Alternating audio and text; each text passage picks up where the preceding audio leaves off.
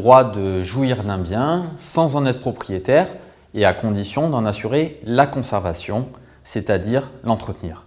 C'est une autre personne qui dispose de la nue propriété. Pour un bien immobilier, il faut savoir que le droit de propriété donne au propriétaire 3 sortes de prérogatives.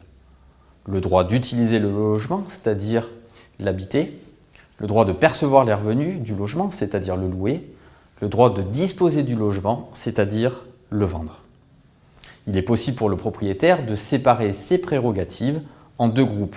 D'une part, l'usufruit, qui comprend le droit d'utiliser et de percevoir les revenus, et d'autre part, la nue propriété, qui est la propriété grevée d'usufruit.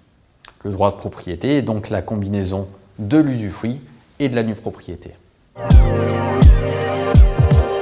L'usufruit est le plus souvent viager, c'est-à-dire qu'il s'éteint par la mort de son titulaire, automatiquement et sans formalité. L'usufruitier a le droit d'utiliser le logement personnellement ou d'en percevoir les revenus en le faisant occuper par un locataire. Mais vendre le logement ne peut se faire qu'avec l'accord de l'usufruitier et du nu propriétaire.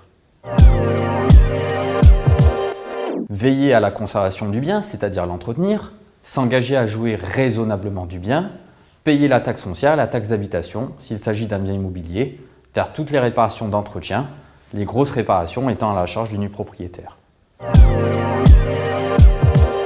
Je souhaite vous apporter une précision. Il ne faut pas confondre usufruit et droit d'usage et d'habitation.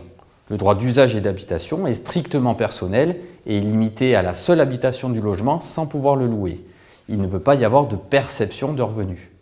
L'usufruit, c'est donc avoir le droit de jouissance d'un bien avec comme condition de l'entretenir. Consultez votre notaire.